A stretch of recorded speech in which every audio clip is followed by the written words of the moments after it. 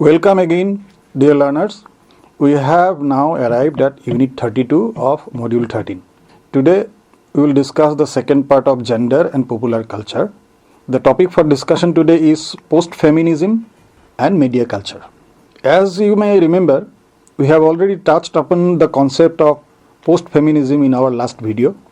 We discussed the definition of post-feminism given by Rosalind Gill. We know that post-feminism actually describes a cultural sensibility that emerged in the 1990s that continues to shape media representations even today. As defined by Rosalind Gill, post-feminism is characterized by, number one, the assumption that feminism has achieved its goal and is no longer needed. Number two, an emphasis on individual choice and empowerment rather than criticism of the structural inequalities. Number three, a return to traditional notions of femininity and heterosexual romance, which is reframed as free choice of women. And the number four characteristics is the sexualization of women's bodies presented as female empowerment. And number five is a focus on self-surveillance and discipline, particularly of the body. If we want to interpret gender representations in contemporary media, understanding post-feminism provides an essential analytical framework. This understanding allows us to move beyond simplistic interpretation of media texts as either feminist or anti-feminist and helps us to recognize the complex interplay of progressive and regressive elements in contemporary gender discourse. Therefore, let us now discuss post-feminism in some details.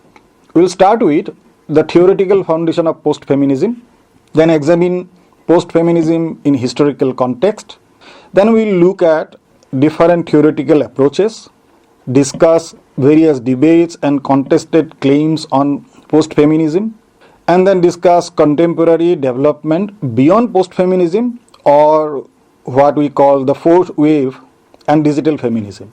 After going through this unit, you will be able to understand and analyze contemporary media culture, analyze the complex engagements of media culture with gender politics.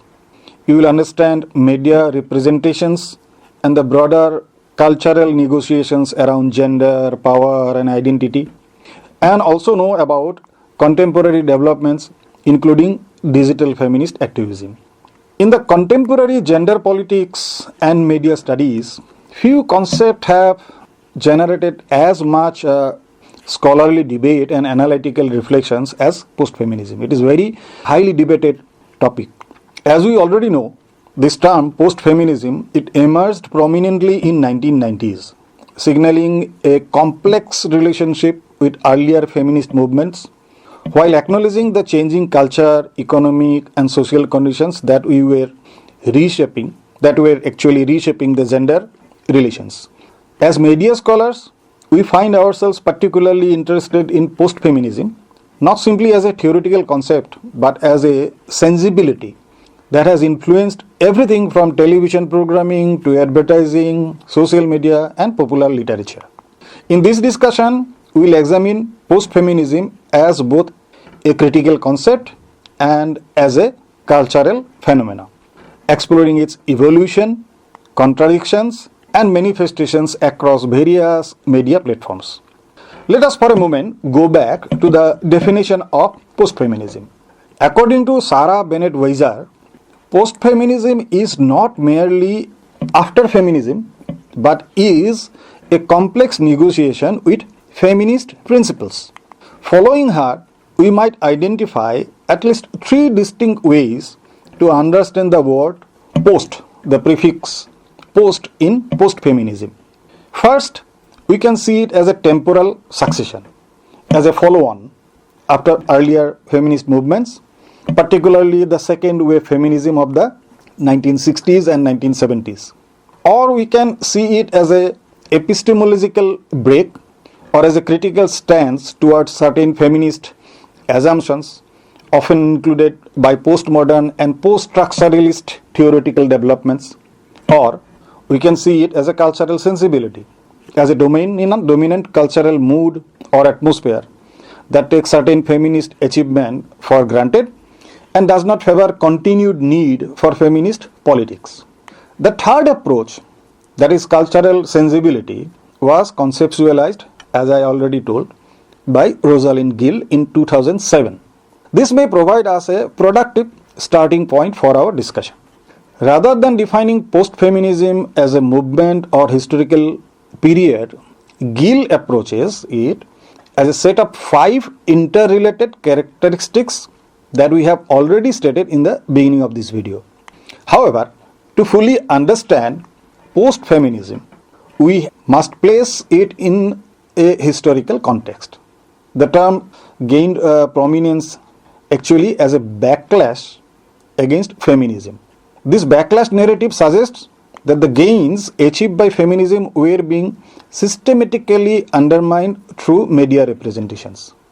The major media representation revalued traditional femininity and claimed that equality has been achieved and therefore feminism is no more needed. But post-feminism is actually much more complex than a simple backlash because it emerged alongside, number one, the increasing influence of neoliberal ideologies emphasizing individual responsibility and entrepreneurial selfhood, the rise of consumer culture targeting women as empowered consumers, growing societal diversity, and the fragmentation of feminist movements along lines of race, class, sexuality, and nationality, and the mainstreaming of certain feminist ideas in popular culture and political discourse. Scholars deal with post-feminism with diverse theoretical approaches. Let us now examine these theoretical approaches. The critical feminist approach often view post-feminism skeptically, seeing it as a depoliticization of feminist concern and a repackaging of traditional gender roles as women's own choices. Scholars like McRobbie and Rosalind Gill have been particularly influential in developing this critical tradition. They analyzed how post-feminism incorporates elements of feminism while emptying it from political significance. The next one is the cultural studies approach, which have examined post-feminism as a site of negotiations between feminist politics and popular culture, exploring how audience engaged with and how they make meaning from post-feminist texts. Scholars working in this tradition like Justin Ashby and Diane Negra, they have documented the contradictory ways that women relate themselves to post-feminist culture. The intersectional perspective have critiqued post-feminists' predominantly white, middle-class, heterosexual focus, examining how race, class, sexuality, and other axes of identity complicate the post-feminist narrative.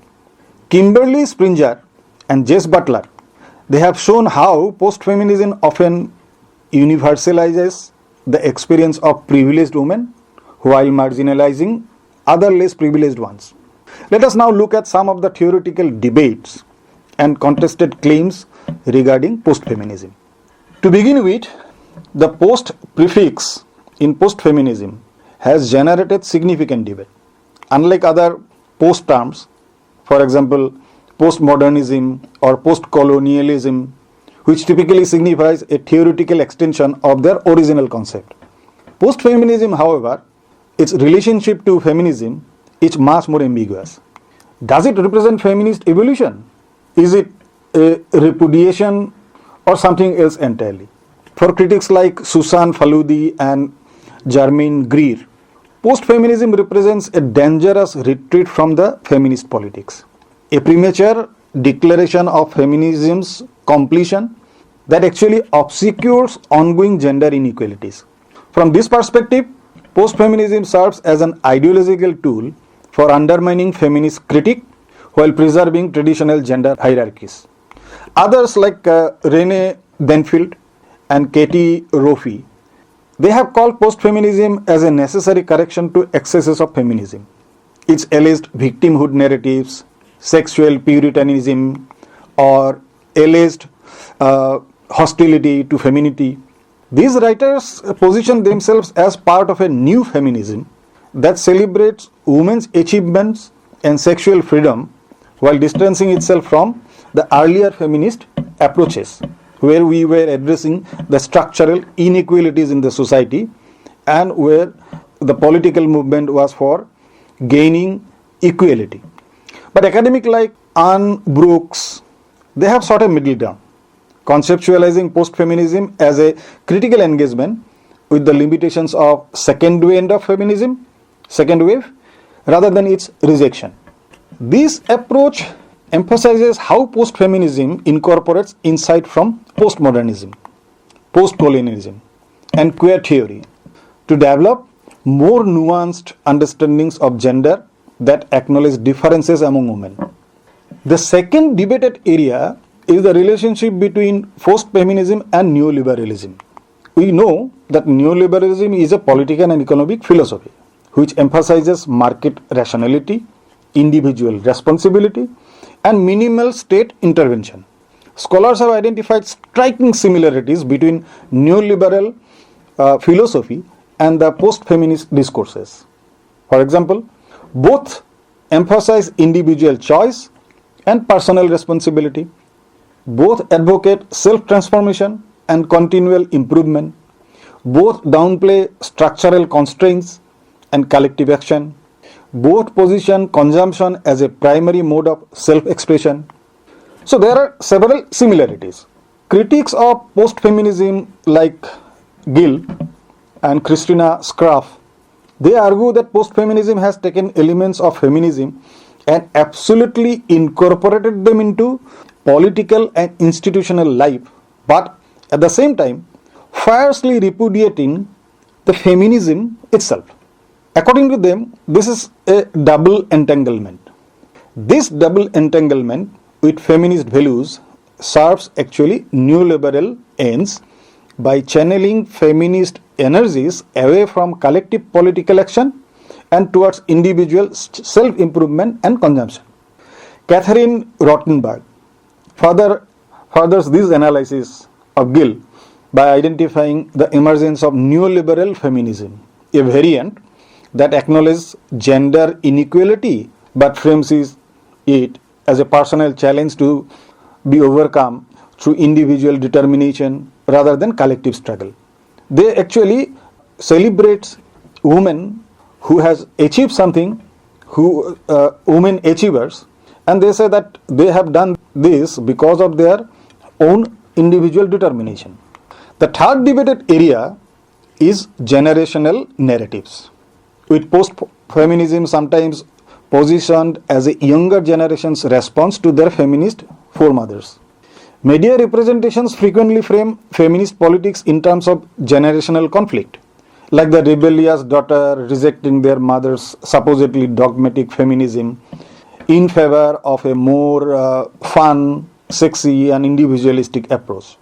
However, research suggests that today's young women, their relationship to feminism are far more complex than the generalization narrative, which simplifies and suggests the above.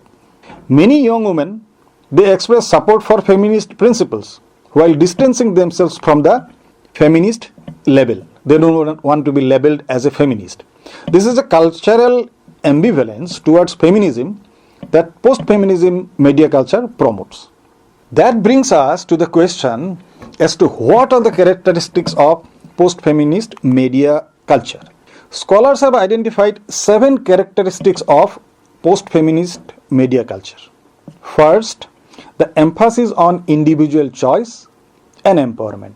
Post-feminist media text frame women's decisions, whether regarding career, appearance, sexuality, or consumption, as expressions of personal empowerment rather than responses to social pressure or structural constraints. This can be observed in advertising campaigns like Dove soaps, Real Beauty, and Nike's Dream Crazier, which incorporates feminist language while ultimately selling the products that promise individual transformation rather than social change. The second characteristic is celebration of natural sexual differences. Despite incorporating certain feminist criticisms, post-feminist media culture often reaffirms the traditional gender differences as natural and desirable. This actually promotes the evolutionary psychology's explanation for gender differences in popular culture and the celebration of supposedly essential feminine qualities. Third characteristics is that the body as a site of identity and empowerment. In post-feminist media culture, the female body becomes a primary site for expressing identity through rigorous self-discipline and consumption.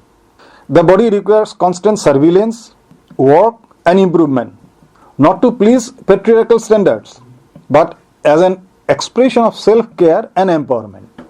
The fourth characteristics is sexualization and reclaiming of sexual objectivation. Post-feminist media culture is characterized by a shift from sexual objectification to sexual subjectification, where women's sexual display is framed not as something done to women, but as something freely chosen by empowered, sexually liberated women. The fifth characteristic is irony and knowingness.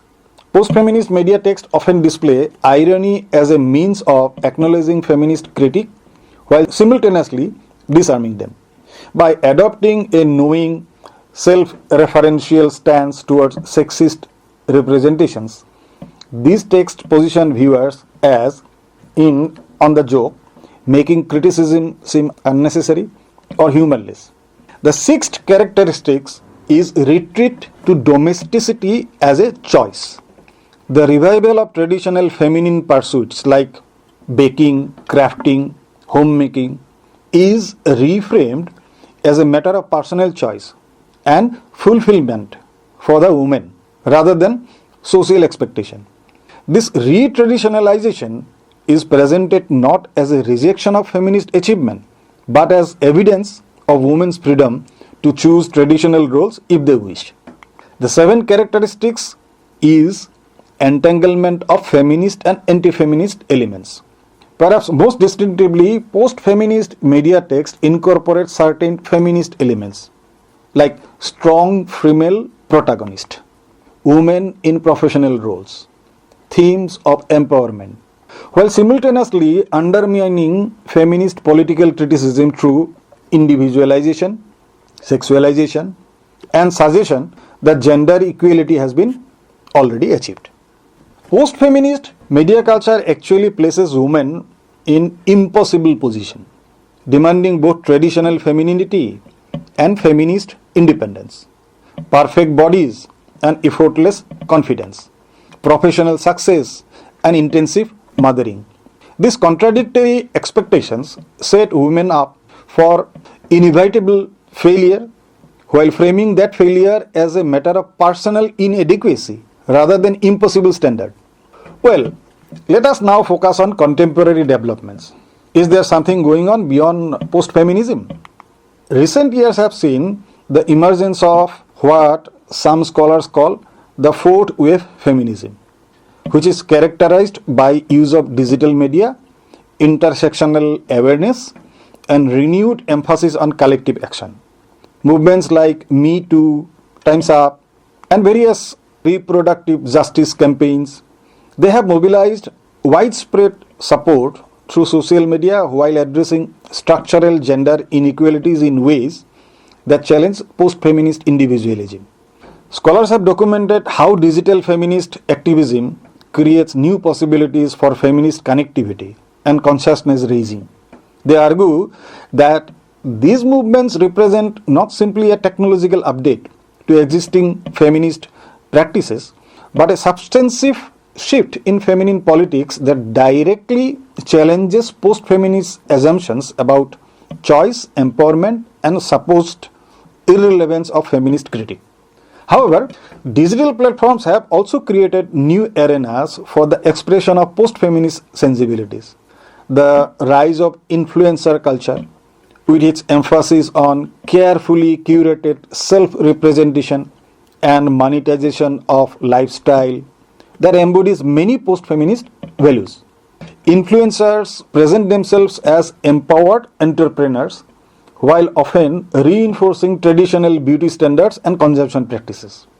Similarly, the phenomenon of the selfie, it crystallizes post-feminist contradictions.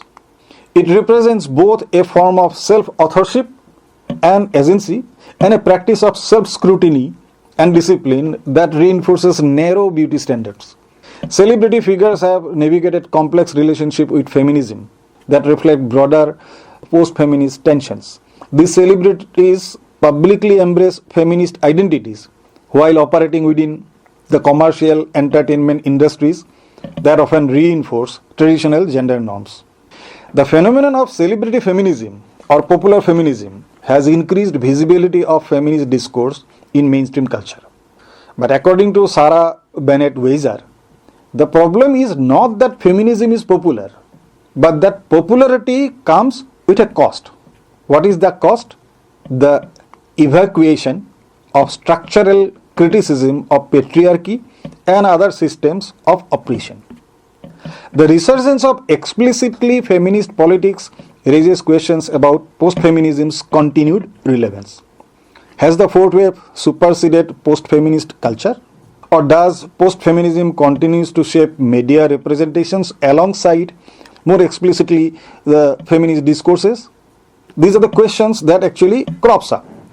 According to Gill, rather than disappearing, post-feminism has become a part of the cultural field of common sense that continues to influence how gender is represented and understood. Similarly, Sarah Bennett Weiser in 2018, she identified an economy of visibility in which popular feminism and popular misogyny, they circulate simultaneously with increased feminist visibility often provoking intensified backlash. This dynamic, it suggests that post-feminist media culture has not been replaced but rather been complicated by more explicit engagement with feminist politics. So in conclusion, we can say that post-feminism offers a productive critical lens to us for analyzing contemporary media culture and its complex engagement with gender politics. Rather than dismissing post-feminist media as simply anti-feminist, it recognizing its contradictions and ambivalence that allows us to understand how media texts negotiate changing gender norms in the context of the neoliberal capitalism. Engaging with post-feminist theory that helps us and provides us an analytical tool for identifying how media representations simultaneously incorporate and undermine feminist politics. This understanding enables us to move beyond labeling texts, media texts, as simply good or bad representation of gender. Contemporary developments, including digital feminism activism and explicit challenges to sexual harassment and assault, that complicate the post-feminist landscape. But post-feminism remains a significant cultural force that shapes how gender is represented and understood and experienced in contemporary media culture. By critically engaging with post-feminist media culture, we can better understand not only media representations, but the broader cultural negotiations around gender, power, identity that shapes our contemporary social life. Thank you.